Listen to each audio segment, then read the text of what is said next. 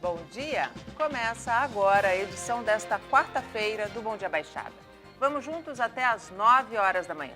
No Bom Dia Saúde de hoje, vamos conversar com um mastologista sobre diversos temas relacionados à saúde das mamas. Para responder a diversas perguntas, eu recebo aqui na bancada o médico mastologista Gilberto Melo. Doutor Gilberto, seja muito bem-vindo ao nosso programa. Muito bom dia. Obrigado, Nathalie. É um prazer estar aqui novamente. Obrigado pelo convite. Estamos aqui à disposição para esclarecer sobre esse assunto importante. E a partir de agora, você também é nosso convidado. Pode fazer sua pergunta para o Dr. Gilberto Melo através do nosso WhatsApp, que é o 13 988779496, ou pela nossa fanpage no Facebook, onde já estamos simultaneamente ao vivo. Dr. Gilberto, qual é o papel do mastologista na saúde da mulher? Muito boa pergunta. O mastologista, ele é uma especialidade médica. Essa especialidade médica, ela está definida dentro de todos o rol de especialidades que tem do Conselho Federal de Medicina, né?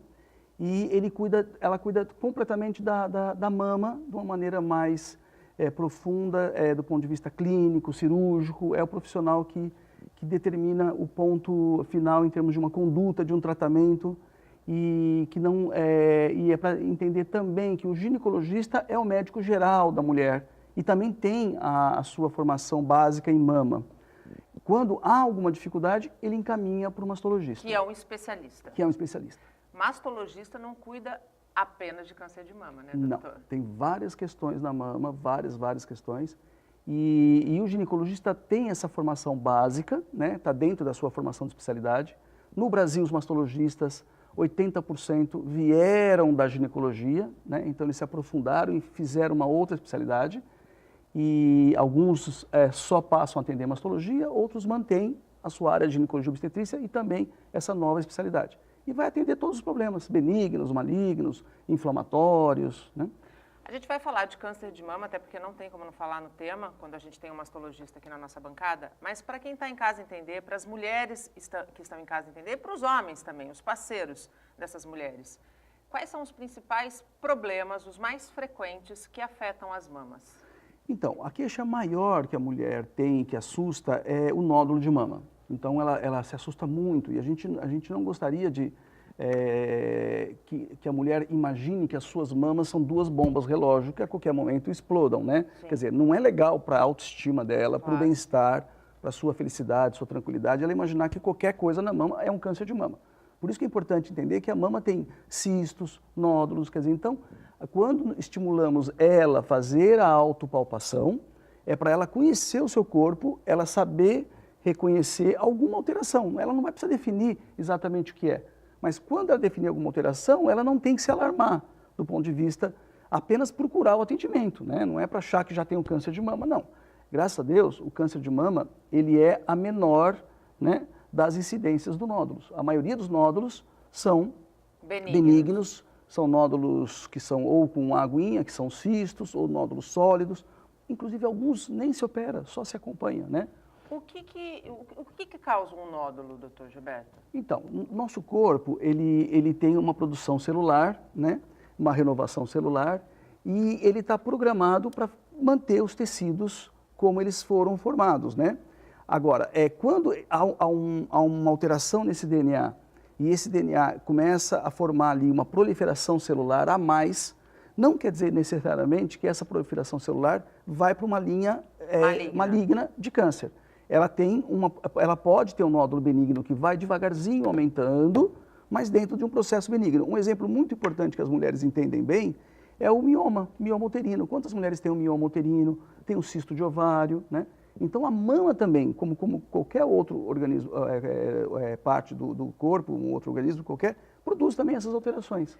Essa proliferação, ela acontece à medida que a mulher envelhece, vai envelhecendo, é mais frequente, ou ela pode acontecer em qualquer fase da vida? Pode acontecer em qualquer fase, mas o principal é naquele período que a gente chama menacme, que é o período que ela tem uma produção hormonal, então a mama se desenvolveu, quando ela se desenvolve, a primeiro brotinho de mama, a gente chama de telarca, que começa a ter as alterações hormonais, que entra na puberdade, e essa telarca, geralmente ela marca 2 anos depois, é quando a menina menstrua, então ela começa com a pubarca, começa a formar aquele broto mamário, E a mama vai receber todo esse estímulo hormonal ao longo desse período.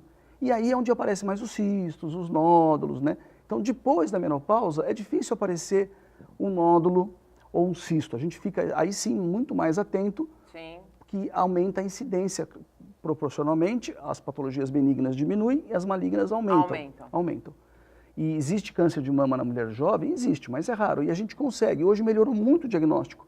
Então, a gente tem o ultrassom melhorou muito, né? Antes se falava só em mamografia.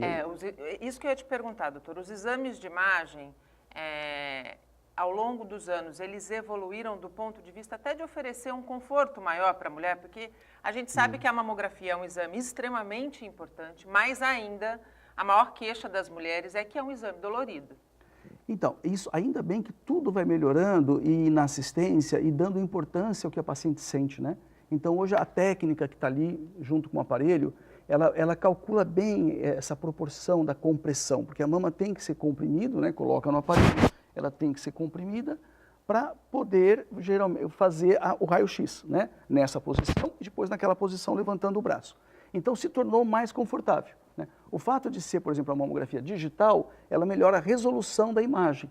Agora, a compressão é necessária em todas. É importante que o profissional técnico que esteja do lado tenha esse cuidado de ter uma compressão delicada. Lembrar que a mulher com prótese de mama deve fazer também a mamografia. Lembrar também que essa mamografia ela é muito melhor após os 40 anos, por isso que a gente evita demais fazer antes. Por quê? Nós temos outros recursos, temos ultrassom, temos a ressonância, tem outros recursos para imagem. O ultrassom e a ressonância, eles hoje, por exemplo, para mulheres que estão abaixo dos 40 anos, resolve?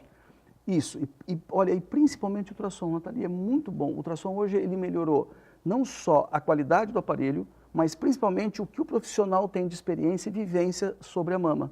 Então, cada vez mais se faz ultrassom de mama, a gente usa um recurso que é o Doppler, que se usa muito, todo mundo conhece, vê muito na obstetrícia, né, ou na tireoide, mas na mama é muito bacana porque os tumores malignos, eles puxam o sangue. E aí, então, esse fluxo sanguíneo é bem interessante.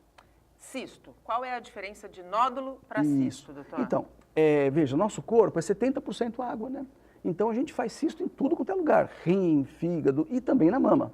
Então, o cisto é quando há uma coleção de líquido nesse ducto, porque a mama, ela tem uma produção, ela foi preparada para produzir leite. Leite é líquido, né? Sim. Então, ela tem glândulas que estimuladas e os ductos produzem o líquido, ele fica obstruído e forma um cisto. Então, o conteúdo dele é líquido. E o ultrassom vê muito bem. A mamografia, olha que interessante, Nathalie. A mamografia, a gente fala que ela é burrinha para nódulo e cisto, porque ela vê uma bolinha. Ela não sabe na mamografia... Se aquilo é nódulo ou se é cisto. Quem diz isso é o ultrassom. Por isso que, em muitas situações, a gente até faz os dois exames juntos para ter uma congruência de interpretação de imagem. E aí o cisto é o conteúdo aquoso de água e às vezes não, às vezes ele tem um cisto com conteúdo mais denso, mais oleoso. E aí o ultrassom já tem dificuldade de dizer se é um nódulo verdadeiro ou um cisto denso. Então, pelo tipo de parede, da regularidade, e hoje em dia, você veja, Nathalie, para tornar muito mais seguro e objetivo o exame, existe uma nota. Então, os pacientes olham BIRADS, né? Então, essa nota, ela dá uma classificação de como está aquele exame na imagem, para não ficar aquela coisa subjetiva assim, eu olho o exame e falo, eu acho que está bom, eu acho que está ruim. Então, assim, se tiver tais critérios, ele é BIRADS 2, é benigno. BIRADS 1, a mama não tem nenhuma alteração, 2 é totalmente benigno, 3 merece uma atenção, um olhar, e aí por aí adiante. Quais são os tratamentos? Você disse, doutor, que com relação ao nódulo, tem nódulo que nem se opera. Quais são os tratamentos destinados para tratamento de cistos na mama? Isso. Então, cisto também, olha que interessante. O cisto, quando ele é até 2, 3 centímetros, ele não precisa de punção. A mulher vai ter os cistos na mama e vai conviver com cistos.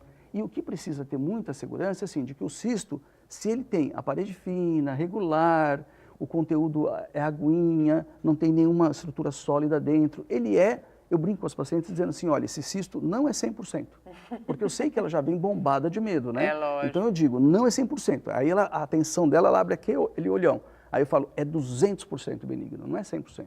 O cisto simples, que é a categoria simples, ele é 200% benigno. Então, a punção é muito mais para aliviar a sensação de dor, porque quando ele está muito grande ele fica tenso. Ele dói. E muitas vezes até cria um volume, né? Cria um abaulamento na superfície da mama. Quando esse cisto é superficial, numa mama pequena, ele vai abaular. Você colocou uma questão muito importante e é até uma dúvida de muita gente, de muitas mulheres, por exemplo, que tem nódulo na mama, que tem o diagnóstico de um nódulo e que a orientação é pelo acompanhamento desse nódulo. E aí esse nódulo acaba se transformando num câncer de mama. Muita gente, os leigos especialmente, se perguntam por que esperar e não tirar de imediato aquele nódulo se há o risco do câncer? Então, se formos tirar todos os nódulos, teríamos que começar a tirar todas as pintas. Eu sempre brinco isso com o paciente também, porque, veja, estica a mãozinha sua, olha como tem pinta. Tenho pintas. Todos têm pintas, né? Então, eu imagino assim, vamos tirar, olha, eu falo assim, essa pinta parece que é um câncer de pele. Não, mas como é um câncer? Tem tanto tempo, é igualzinha, não mudou o aspecto, não cresceu, todos aqueles critérios de malignidade de pinta, não tem nada, está tudo igual.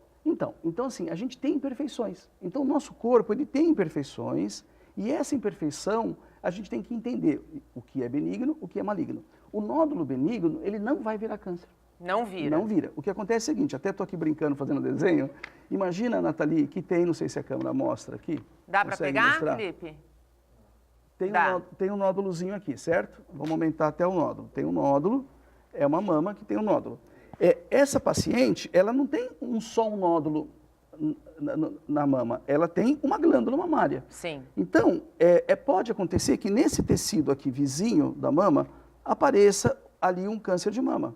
Ok. Então, vai aparecer aqui um câncer de mama perto do nódulo. Ok. Né? Então, assim, às vezes confunde porque está na mesma região e apareceu o câncer de mama. Então, fica aquela impressão, puxa, doutor, eu sempre acompanhava o nódulo. Sim. E agora estou com câncer de mama. Então, você tem mama, né? Fica mais claro, né? Uma vez até a paciente falou, ai, doutor, a minha vizinha, muito respeito aos advogados, né? Mas, claro que a vizinha não sabia de todo o detalhe, a minha vizinha falou para processar o senhor, porque, o senhor, veja, eu tinha um nódulo e agora eu estou com câncer de mama. Aí eu falei, sim, seu nódulo é aqui, o câncer está aqui. Você tem mama. Sim. Então, mas se esse câncer nessa paciente tivesse surgido perto do nódulo, claro que ia criar uma confusão nela. Claro, sem dúvida, né? sem dúvida. Então, assim, é importante... Não significa que aquele nódulo evoluiu para um câncer. Não significa. O que eu sugiro é que as mulheres não precisam de rotina procurar um mastologista. A mulher não precisa ter um mastologista como o seu médico de rotina. Qual a frequência? Ela não precisa ir no mastologista, desde que ela não tenha nada na mama. Muito bem. Então, assim, a mulher que não tem nenhum diagnóstico na mama, o ginecologista examinou, fez a palpação, se precisou, pediu um ultrassom, se tiver na idade, fez a mamografia dela de rotina. Tab RADS 2, tudo bonitinho, ela não precisa procurar um mastologista. Ou mesmo em casa, se ela não sente nada, ela não precisa ir no mastologista. O que ela tem que ir de rotina, e nós valorizamos muito, é ir no ginecologista. Muito bem. Ela apareceu, surgiu algum problema na mama, ela sentiu um nódulo. Ou no exame do ginecologista, ele percebeu uma alteração, seja examinando, ou um nódulo BIRADS 3, que ele ainda é benigno, ele sim pode pedir uma avaliação do mastologista. Então ele fala, vou te encaminhar para o mastologista para você ter um detalhamento maior. Então aí é bacana até porque são duas cabeças pensando, né? Claro. Quer dizer, o ginecologista já avaliou, passa por um endosso do mastologista que também vai examinar, também vai avaliar os exames, né? Se precisar repetir um ou outro. E quando a gente percebe que está tudo bem, a gente fala, olha, não precisa nem mais voltar, você fica no seu ginecologista. Se surgir uma nova alteração, vem. Então, assim, ter o olhar do mastologista sobre aquele nódulo para realmente definir se ele é benigno ou não. E se precisar, né, Nathalie, faz a biópsia. Sim. Na mínima dúvida, a gente faz a biópsia. Vem o histórico dela, Sim. O histórico se tem alguém na questão família. Da familiar, os riscos pessoais, né? Se a paciente tem um perfil existe toda uma classificação hoje que define se essa mulher tem mais risco ou não, né? Então, uma paciente que não teve filhos, que ela tem uma obesidade, tem uma vida sedentária, ela tem uma mama muito densa, com muita glândula, já teve históricos de cistos e nódulos, então é uma mama muito estimulada. Propensa. A gente tem que ficar mais atento. Homem deve procurar mastologista, doutor Gilberto? Então, Veja que interessante como que é bem a questão que a gente diz, o risco mulher, né? A mulher, olha que interessante, Nathalie, a mulher tem 2 especialistas médicos. Exato. Ela tem o gineco-obstetra, que é um especialista, Sim. E tem o mastologista. Sim. Porque a complexidade do organismo feminino. Existe câncer de mama no homem? Existe, 1%. Sim. Existe patologia benigna no homem? Tem. Qual a principal? Ginecomastia. Né? Ou por obesidade, alterações hormonais, infelizmente, uso de anabolizante, né? Vai ter ginecomastia. O que é a ginecomastia, para quem está em casa entender? Ginecomastia é quando o homem tem mama, né? Ele tem areola, ele tem mamilo e uma glândula atrofiada, muito atrofiada. Quando ele recebe um estímulo hormonal, essa glândula começa a crescer. Diferente de estar gordinho, né? Eu que estou mais cheinho, né? Começa a ter uma gordurinha na mama. Isso chama lipomastia, né? Claro que essa lipomastia às vezes é exagerada. Sim. E quando se examina clinicamente, a gente palpa essa mama, né? E também faz exame, ultrassom, mamografia, o homem também faz. E aí, porque consegue, se está com bastante tecido, né? Conseguiu comprimir, deu para fazer. É como se fosse uma mulher com uma mama muito pequena. Muito pequena. Às vezes tem homens que estão gordos, que têm uma mama, né? Então faz a compressão. E aí vai observar se é só a gordura ou se essa glândula cresceu. Agora, vamos lá, aquele rapaz musculoso, quando entra no consultório, a gente já imagina que é anabolizante, infelizmente. Porque vem de academia, musculoso, não usei um remedinho lá tal, a glândula cresce, ele não tem gordura, ele não tem quase massa gorda, é só massa magra, mas a glândula cresceu, palpa, é dura, dói, porque é sensível, é como aquela menina quando está crescendo a mama, que dói, ou mesmo a mama pré-menstrual nas mulheres que têm mais sensibilidade. Então, dói e cresce. E aí, geralmente é cirúrgico. Aí só com cirurgia resolve. Porque às vezes assim, mas eu parei de usar o anabolizante. O que proliferou de glândula é difícil ela voltar. Pode diminuir um pouco a dor, pode diminuir um pouco, mas se ela tiver um certo volume já está lá definida, ela não retorna. Né? Na tua experiência enquanto mastologista, doutor Gilberto, você já atendeu muitos homens que fizeram uso de anabolizante? Então, justamente isso. O homem que chega no consultório com ginecomastia, dá para dizer que 70% é anabolizante. Né? Então, assim, é por isso que a gente diz, não dá para ter o ganho fácil, né? Sim. Quer ganhar massa muscular, então, vai para academia direitinho. Academia, atividade física, né? E aí fica também um exagero um pouquinho do padrão de beleza, né? Então, assim, a gente tem que tomar muito cuidado com isso, né? E aí a pessoa começa, às vezes, a ter uma distorção e ela quer aquele ganho cada vez mais e aí haja atividade física, né? E aí parte para o anabolizante. Então, tomar um pouquinho de cuidado com isso, bastante cuidado, né? Porque não é só mama, é fígado e tal. Porque a consequência é grave, é muito grave. Mas o câncer de mama existe também no homem, é 1%, né, dos homens com câncer. Aí ele aparece um nódulo, é diferente. Não é uma glândula homogênea atrás da areola. Você percebe que tem um nódulo mais endurecido, irregular. Então, o exame clínico já mostra isso. Até mais fácil, né, o exame clínico do homem. Exatamente, porque o homem quase não tem glândula. Sim. Então, e aí também torna um outro problema. Como ele não tem praticamente glândula, quando aparece o nódulo, ele tem que retirar uma porção maior. Porque a margem de segurança é praticamente ali areola, mamilo. Tudo, é quase tudo. Tem um senhor, né, 60 anos, 60 e pouquinho anos, nós operamos, ele está ótimo, está curadinho. E foi muito bonitinho que ele veio com a esposa e, doutor, ele quer fazer reconstrução. Olha que interessante. Doutor, ele tem vergonha de ficar sem camisa, porque ficou um pouquinho mais fundo, aquela cicatriz. Então, você veja, ele tem direito, sim, claro, de puxar um pouquinho a gordurinha, melhorar, fazer uma tatuagem na areola, eventualmente fazer um mamilozinho, para poder ficar bem, né? E eu brinco com ele, fala que você foi uma facada. Então, ele ganhou uma cicatriz, né? Mas está vivo, é o que é mais importante. Tá com saúde. A gente falou aqui rapidamente que algumas mulheres sentem muita sensibilidade na mama quando estão no período pré-menstrual. Por que que dói? Isso, então. Porque como a mama ela é um órgão hormonal, né, ela é um feminino, ela recebe todo o hormônio. Quer dizer, a gente recebe os hormônios no corpo todo, mas os órgãos de desenvolvimento sexual, né? Então, há uma cólicazinha, quando tem uma ovulação, dói o cisto. Então, são situações sensíveis. E a mama recebe todo esse hormônio. Então, depois da menopausa, a dor vai diminuir, desaparecer até. Mas nesse período que todo mês vem o hormônio, então incha, desincha. Incha, esse inchaço da mama... É o que faz doer. É o que faz doer. Então a mama fica mais pesada, vai correr, pesa, dói. Então é importante um sutiã confortável que deixe grudadinho no corpo, porque a mama, estando bem estável, ela vai doer menos, né?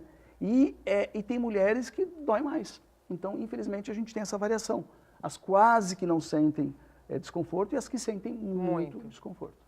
A gente faz um rápido intervalo. No próximo bloco, a gente vem com as notícias da região e depois segue falando um pouquinho mais sobre saúde das mamas. Não saia daí, até já. E estamos de volta e abrimos espaço para as notícias que são da nossa região. Os trotes, em média, o SAMU recebe cerca de 800 trotes por mês. Esse é o saldo de ligações sem fundamento que são atendidas todos os dias pelos profissionais da nossa região. Essa é a Central de Regulação do SAMU. Ela fica em Santos, mas atende os municípios de Santos, Guarujá e Bertioga. Aqui são recebidas por mês, em média, 4.000 ligações. Comigo está o Luiz, que é o enfermeiro aqui do SAMU. Luiz, como é que funciona? O pessoal recebe a ligação e direciona. O que acontece aqui? Então, aqui é a Central Regulação 92 de Santos. As ligações chegam aqui na central, o TARME, o técnico de regulação médica, ele atende as ligações e direciona para o médico. Em média, a gente recebe em torno de 20% de trotes. Esses trotes, infelizmente, eles causam um prejuízo muito grande para a população. Há cerca de 3 anos, criamos um projeto que chama Amigos do SAMU, com parceria com o Rotary Santos Oeste. Esse projeto tem como finalidade dar capacitação para os adolescentes, para que nós possamos prevenir o trote com eles e eles sejam multiplicadores. No caso, esse projeto, nós falamos como acionar o SAMU, que situações acionar o serviço do SAMU 92, e também nós falamos sobre primeiros socorros e tentamos conscientizar os mesmos a ser multiplicadores em relação à prevenção dos trotes. E dizendo para eles o que isso pode acarretar. Nós já capacitamos, nesses 3 anos, mais de 3.000 adolescentes. Nosso projeto é no campus, Menor Aprendiz de Santos, e também nós vamos às escolas também falar dessa situação em relação aos trotes e capacitar os adolescentes. É muito bom falar com os jovens, né? Mas é uma mensagem que vale para todo mundo, né? Eu queria, para a gente terminar, que você deixasse essa mensagem para o nosso telespectador, para quem está assistindo, 192 só quando for necessário, né? Positivo. O serviço SAMU é um serviço de extrema necessidade. Nós comparamos com o serviço da Polícia Militar, Bombeiro. Então, é um serviço realmente de atendimento ao público. Então, tem que saber usar esse serviço de maneira correta. Então, conscientizar a população em realmente ligar 192 quando for situações realmente necessárias, para que nós possamos dar o melhor atendimento possível para a nossa população aqui de Santos. Muito obrigado ao enfermeiro Luiz pela participação aqui com a gente. Eu deixo vocês aqui com imagens do atendimento. E é isso, gente, a mensagem é essa, ligar para o 192 só quando for necessário mesmo, porque o trote pode tirar uma vida. Fabiano Roma, para Santa Cecília TV. Um trote no SAMU pode representar uma vida a menos sendo salva. SAMU é um serviço de extrema urgência. O trabalho de conscientização feito com entidades como o Rotary é de extrema importância, mas a educação em casa é o que é fundamental para que a gente possa formar cidadãos. Não dê e nem faça trote, nem no SAMU, nem na Polícia Militar, nem no Corpo de Bombeiros. São instituições extremamente sérias que existem para nossa proteção. Quando elas saem para atender um trote, é o cidadão que fica desprotegido. Férias escolares é tempo de cuidado redobrado para quem anda de moto. O motivo são as linhas de cerol nas pipas. Esta é uma cena comum nas férias, mas o lazer pode se tornar uma armadilha se a linha da pipa tiver um líquido cortante, feito com pó de vidro e cola.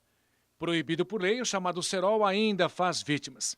Por pouco não aconteceu pior com este motoboy que tem apenas uma pequena cicatriz no pulso. Nicolas conta que foi rápido quando se deparou com uma linha de pipa. Se não fosse um piscar de olho, um raciocínio rápido de quem está ali no dia a dia, né, e pronto para as condições adversas ali, que isso é uma condição adversa e muito grave, se não estiver atento ali na hora, né? Depois do susto, Nicolas passou a dar importância a este acessório e logo instalou uma antena corta-pipa no guidão da moto. A gente acha que nunca vai acontecer com nós, mas quando acontece, a realidade ali a gente vê, aí passar a entender mesmo que é necessidade de usar a anteninha hoje em dia, né? William também não dava importância para a antena, mas acabou mudando de ideia. Agora com essa época de férias, né, muitos pipas na região, fica meio perigoso. Aí faz a instalação rapidinho, baratinho, melhora a vida do que R$50. Esta loja em São Vicente vende 2 tipos de antenas. Os preços variam de R$ 17,50 a R$ 43,50. A incidência de motos circulando na rua sem antena de pipa é muito grande. As pessoas deveriam se conscientizar mais. Eu acredito até que deveria ser feita uma campanha de conscientização, que isso ajudaria bastante. Nesse período de férias escolares é onde aumenta a incidência de acidentes com esse tipo de linha de pipa. Mais uma vez, educação. Se é proibido, não deveria ser feito. É preciso que as pessoas tenham mais consciência do coletivo e não apenas do seu universo individual. A gente fomentou o mercado de antenas para que pessoas possam andar com tranquilidade no trânsito por causa da irresponsabilidade de alguns. Está tudo errado e precisa mudar. E agora vamos falar de meio ambiente. Um projeto em Santos troca lixo reciclável de condomínio por produtos e serviços. A separação do chamado lixo limpo já virou rotina. O zelador deste prédio, na Ponta da Praia, foi um dos primeiros a vestir a camisa da reciclagem. Facilita até o nosso trabalho, porque até então, um tempo atrás, vinha misturado os lixos orgânicos e os não orgânicos, ou seja, o pessoal tinha um trabalho muito grande para separar.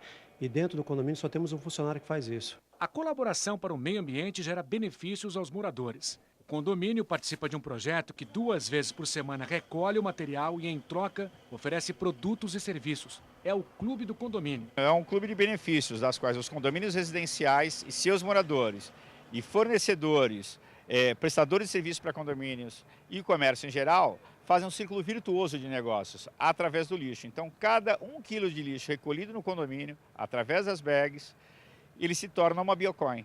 Essa biocoin ela é creditada num cartão de crédito do condomínio, da qual ele pode usar junto aos nossos parceiros, os fornecedores, o comércio em geral, ou até mesmo no parceiro que ele já tenha, porque é um cartão bandeirado, então ele tem total liberdade de usar esses recursos junto ao comércio local, fomentando mais negócios para a nossa cidade.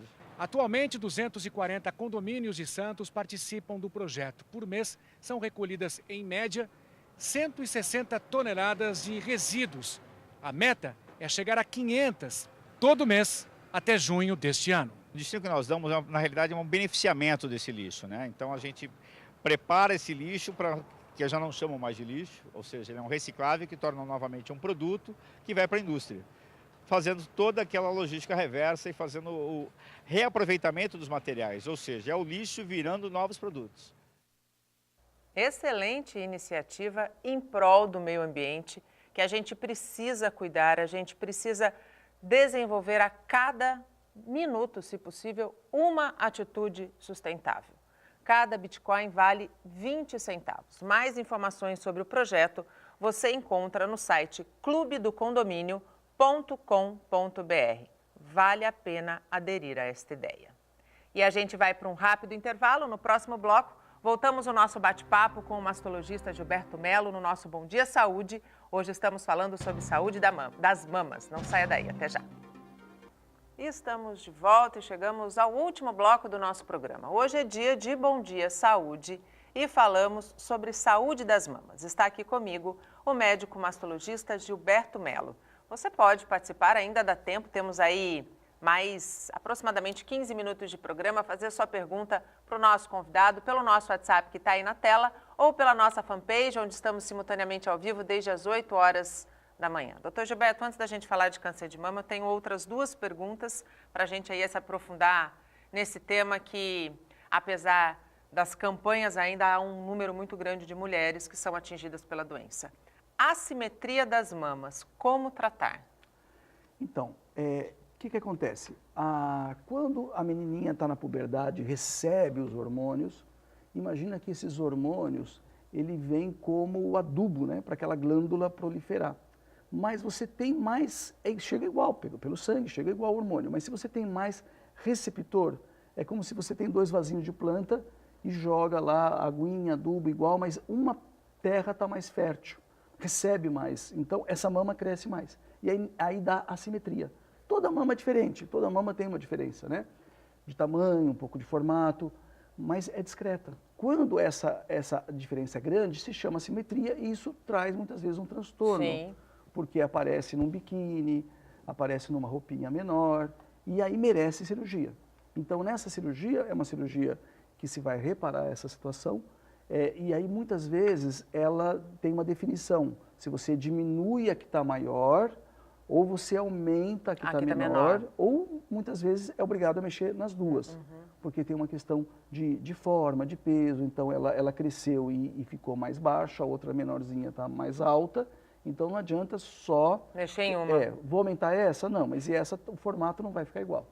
Muitas vezes se opta por próteses nessas cirurgias? A prótese é um grande recurso, né? Se é uma mama média, de bom tamanho, e a outra grande, então só diminuindo aquela, trazendo para aquela média, tudo bem, não precisa de prótese. Agora, se é uma mama muito pequena, não vai ter como diminuir, porque muitas vezes não é a opção dela, né? Quer dizer, ela pode ter essa opção, quero 2 mamas pequenininhas. Mas geralmente essa é muito pequena e aí ela quer ter um aumento, entra a prótese. Falando em prótese, mulheres que querem colocar prótese mamária, que cuidados devem ter? Então, é interessante ela passar com um mastologista também, é interessante. Ou pelo menos com um ginecologista para fazer ultrassom, avaliar se ela está na idade de mamografia, fazer a mamografia, né? E havendo alguma dúvida, passa no mastologista também, a gente faz um relatório, encaminha para o cirurgião plástico, reencaminha para o cirurgião plástico, que aquela mama está saudável, que não tem contraindicação à cirurgia estética, né? E se apresenta muitas vezes algum nódulo, alguma questão, dá para, na mesma cirurgia, já fazer a retirada. retirar. Se tem alguma mínima chance de alguma suspeição, aí é melhor a biópsia. Faz a biópsia primeiro, para poder não ter a surpresa na cirurgia de encontrar alguma doença mamária mais grave. Mastite, uma doença, um problema que atinge principalmente as mulheres que estão num período muito especial da vida, que é a amamentação. E quem teve mastite sabe que dói pra chuchu. O que é a mastite e como tratar? Você disse tudo, Nathalie. A mulher ela está muito sensível, ela está, claro, muito feliz, mas ela está cansada do processo do parto, aquela dificuldade do leite descendo, de noites mal dormidas. Então, ela já está muito fragilizada. A gente tem uma situação muito especial em Santos, né? Graças a Deus, com esse desenvolvimento econômico que teve, do porto, do petróleo, muitas mulheres sem famílias em Santos. Nem dele, nem do marido, os dois são de fora, não tem a chamada rede de apoio. E aí, quando vem então a mastite, aí é terrível. Porque aí essa mama infecciona, muitas vezes a massagem, o antibiótico, manter a amamentação, porque o bebê tirando esse leitinho não tem problema, vai estar com antibiótico, para o bebê também não vai fazer mal, vai evitar que crie o pus. Porque quando tem a coleção de pus, que é o abscesso, isso tem que ser drenado. O que tem de moderno agora, e é importante dizer, que até então se levava para o centro cirúrgico, tomava anestesia, nesse período acabava a criança tendo que receber um leite artificial, para poder fazer a drenagem, ficava com dreno, a gente até estimula que volte a amamentar e deva manter a amamentação mesmo depois da drenagem do abscesso, mas criava uma dificuldade grande. Claro. Hoje a gente tem feito punção, então assim, tem a coleção de pus, faz a punção, uma agulha mais grossinha, dá anestesia, faz a punção, tira o pus, com aquela mesma agulha, lava dentro com soro, antibiótico, repete isso algumas vezes e não precisa mais ir para o centro cirúrgico. Então, veja como é bacana ver que quando evolui, não interrompe a amamentação, mantém a amamentação muito mais tranquilamente do que aquele outro procedimento. E o que causa a mastite, doutor? Então, pode a mama não estar ferida, né? Pode a bactériazinha entrar pelo caninho, né? tem uma bactéria que ela é patogênica para a mama e quando ela está no ambiente e ela consegue entrar dentro da glândula, ela vai causar infecção. Mas claro que Por isso que é mais comum durante a amamentação. Exatamente, porque o ducto está todo ali aberto, produzindo leite, saindo, né? A mulher pode ter uma secreção fluxo papilar, mas é pequeno e é difícil a bactéria entrar. Então o bebê, a pele e o bebê está ali naquele contato, a sucção, acaba criando um trauma. E essas fissuras, os machucadinhos, também a outra chama porta de entrada, porque rompe a barreira da pele, né? Então é muito importante que a orientação durante a gestação, né? Não tem mais, mudou um pouquinho do que, vamos fazer buchinha, não, isso machuca, não ajuda. A mulher tem competência própria. O que a gente pede é para não atrapalhar o que a natureza fez, que é não passar muito sabonete, não ressecar muito a pele e o bebê pegar bem. Hoje tem várias assessorias de amamentação. Sem dúvida. As maternidades têm ajudado. A pega é adequada. o grande segredo, Isso, né? a pega é o grande segredo. Quem é mãe sabe, né? Sabe que a pega é o grande segredo. Vamos falar um pouquinho de câncer de mama. A gente não pode, como eu disse no começo do programa, deixar de falar no assunto. Doutor, embora existam muitas campanhas, exista hoje muita informação disponível, ainda nós temos muitos casos de cânceres de mama. Aliás, é o câncer mais comum entre as mulheres e o que mais mata também entre as mulheres. Por que ainda casos em volume tão grande? Então, é porque realmente não tem a verdadeira prevenção, não existe, né? Quer dizer, a gente não sabe a causa. A questão genética é menos de 20%. Então, assim, claro que isso nos ajuda, porque tem muitos cânceres que não tem nada de genética. Então, quando tem esses 20%, isso torna uma importância, né? Mas também é muito alarmista. Então, assim, eu tenho uma tia-avó que teve câncer de mama, ou tenho uma irmã da minha mãe, mas ninguém na família. Então, claro que vai ter casos isolados e não vão ser câncer hereditário, familiar, né? Porque diferente de outros cânceres, o câncer de mama ele não tem prevenção, ele tem diagnóstico precoce, não é? Diagnóstico precoce. Você tem assim, por exemplo, o tabagismo e o câncer de pulmão. A gente sabe que o tabagismo causa câncer de pulmão. Pare de fumar, né? Agora, o câncer de pulmão não tem praticamente nada familiar. Sim. Agora, aliás, os cânceres em geral, a gente não tem muito a causa. A gente tem alguns que tem, como o pulmão, né? Agora, então, aí é fácil a prevenção. Agora, o câncer de pele, o cuidado com o sol. A questão da mama, a gente tem, como você disse, o diagnóstico precoce. Por quê? Qualquer mulher, puxa, eu sei que um dia eu vou ter câncer de mama. Não, ainda bem que não. A gente sabe que são 50 mil, 60 mil casos novos por ano, mas é uma incidência que não é assim tão alarmista. A gente não gosta que a mulher tenha essa sensação de que a mama é uma bomba relógio. Ela vai se cuidar e o cuidado qual que é? Ela vai fazer autopalpação e vai, após os 40 anos, que a incidência é maior, fazer mamografia. Se tiver caso familiar, a gente sempre faz antes a mamografia. Antes dos 40. Principalmente se foi câncer jovem. Porque o câncer que tem uma influência genética maior, ele acomete mais as mulheres. Minha mãe teve aos 40 anos, então eu não posso esperar aos 40 para fazer uma mamografia. Eu vou fazer aos 35, né? Aos 30, vou fazer ultrassom, vou acompanhar, porque também não adianta se a mama é muito densa e a mamografia não responde, então vamos para os outros recursos, né? E tomar muito cuidado, com ressonância tem muitas situações especiais. Ressonância não é um exame de rotina para a mama, né? Há um exagero até. E a ressonância ela tem muita sensibilidade, mas pouca especificidade.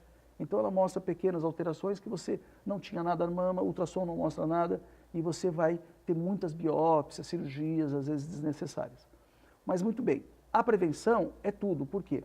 Hoje melhorou muito o tratamento.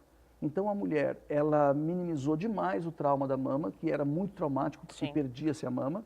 Hoje ela sai da cirurgia com a sua mama e muitas vezes até ganha um adicional. Então, assim, a gente brinca, né? Aquela história dos avós, o limão faz a limonada. Sim. Então, ela tinha uma mama muito grande, tem um câncer de mama, diminui a mama. Ela tem uma mama pequena, ela é jovem, consegue tirar toda a glândula, colocar prótese, expansor, ela aumenta um pouquinho o volume da mama. Então, são situações que ela se beneficia, né? Quando eu digo isso, parece brincadeira, mas assim, uma senhora de 70 anos, uma mama muito, muito, muito pesada, ela, doutor, eu sempre tive medo de diminuir as mamas. Agora, tá vendo? Agora eu diminuí e estou feliz da vida. Então, ela ficou feliz, porque diminuiu o peso, aquela marca de alça do sutiã. Então, assim, são situações que melhorou o tratamento. A quimioterapia avançou muito. Melhorou muito, né? Muito, né? A radioterapia avançou muito. Então, com tudo isso, a gente sim pode dizer, o diagnóstico do câncer precoce, ele é curável. Ele é curável. A gente pode dizer curável. que apesar de ser um câncer com alto índice de recidiva, né, doutor? Então, nem tanto, Não, assim, mas... nem tanto, porque está proporcional ao diagnóstico precoce. Quanto mais precoce, maior a chance de cura e menor a recidiva. Quanto mais avançado, menor a chance de cura e maior a recidiva. Então, assim, é muito importante ela ter realmente essa disposição, não ter o medo, né? E o enfrentamento, e por isso daí vem a campanha, e a gente hoje até aumenta um pouquinho isso, não é só palpar, olha a mama. Muitas vezes a mulher não se olha no espelho nua, ela vai se olhar, já está de sutiã, está se maquiando, mas olha a mama, vai tomar banho, já está nua, tem todo o banheiro, tem espelho, olha a mama e faça o movimento. Por quê? A retração. Hoje, como a gente está indo cada vez mais no diagnóstico precoce, muitas vezes a gente não pega nem nódulo. Ela levantou, olha, está afundando a pele. E isso já pode ser o câncer de mama. Existe o período certo para fazer o exame de toque nas mamas ou a qualquer tempo? Olha, na verdade, quando a menina desenvolveu a mama, ela está ainda naquele processo, né, de conscientização, de que ela já não é uma menina, já é uma moça, uma mulher. Ela vai ter a sua primeira consulta no ginecologista, a gente aborda também junto nessa consulta a importância da mama. E dá para dizer, resumindo, que a partir dos 20 anos, né, ela deve começar a aprender a ter esse hábito de ao banhar-se, a gente não fala todo dia, né? Na mulher que tem a menstruação, na menacme, após a menstruação, que a mama está mais macia. Lembra assim, desceu, tem aquele escurinho de menstruação, é hora já de fazer a palpação. E aí ela vai, lembrando, levanta o braço, dedilha o dedo, é o mesmo exame que a gente faz no consultório. Mas olhe sua mama, porque se ela fizer isso, por exemplo, na cama, ela não vai estar vendo a mama. Então, de pé na frente do espelho é o melhor local para ela conseguir o exame. E esses são os principais sintomas de que algo pode estar errado. Se você bota a mão na sua mama e percebe alguma coisa diferente. Não precisa, mas doutor, a mama é muito densa, tem cheio de meio que carocinhos, como é que eu vou perceber? Você não precisa fazer o diagnóstico, o que precisa é perceber que tem algo de estranho, né? Fluxo papilar, sair líquido, ela não deve apertar, porque pode machucar. E aí, sempre que se aperta, alguma coisinha pode sair. O fluxo ele é perigoso quando ele sai sozinho, né? Existem nas cirurgias as definições de tira um quadrante, 2 quadrantes ou tira a mama inteira. Como é que é feito a decisão por um ou por outro caminho, doutor? Isso depende, é importante esse assunto, porque assim, hoje está mudando muito, né? Então nós tivemos uma grande revolução no tratamento do câncer de mama. A cirurgia de retirada da mama foi a cirurgia padrão durante 100 anos. Sim. Né? Desde o seu desenvolvimento da técnica, no final de 1800, até 1980 era a cirurgia padrão. Quando surgiu a preservação da mama, com a quadrantectomia, que é tirar o quadrante, toda aquela região que na verdade é o nódulo mais a margem de segurança. Isso foi uma grande revolução. Só que muitas vezes as mamas ficavam defeituosas. Sim. Então hoje a abordagem é diferente. Então é o que a gente chama de oncoplástica. Une o critério plástico na oncologia mamária, aonde você, numa mama com mais volume, você já diminui a mama. Sim. E não importa muito onde está o nódulo. Numa mama pequena, às vezes você não consegue fazer essa diminuição. Então qual é a opção? Tira o recheio todo, quer dizer, então, bote uma prótese. E põe uma prótese. Então, esse é o caminho, mais ou menos, que então, basicamente tamanho de nódulo com tamanho de mama. Uma mama pequena, com um nódulo um pouco maior, era no passado a retirada da mama, mas não, você tira a glândula, porque se a pele e se tem uma distância de segurança da areola do mamilo, você pode preservar a areola do mamilo, não precisa tirar. Durante a cirurgia, a gente testa a margem do nódulo que está em direção à areola do mamilo e ainda faz uma contraprova. Se retira mais uma margenzinha debaixo dessa areola para também provar que não tinha tumor. Para ficar bem seguro. Bem seguro, exatamente. Infelizmente, nosso tempo acabou. Doutor Gilberto, foi um prazer entrevistá-lo. Aliás, é sempre um prazer tê-lo aqui na nossa bancada. Muito obrigado por esclarecer um assunto tão importante que, às vezes, as mulheres acham que o mastologista atende só câncer de mama e não. É uma especialidade extremamente importante para, saúde da mulher. Muito obrigada. Eu que agradeço a participação. Obrigado. O Bom Dia Baixada fica por aqui. Nós voltamos amanhã, a partir das 8 horas da manhã, com informação de qualidade, sempre de um jeito único. Durante todo o dia você pode ficar bem informado sobre tudo o que acontece na região e no mundo, acessando o Santa Portal. Até amanhã. Tchau.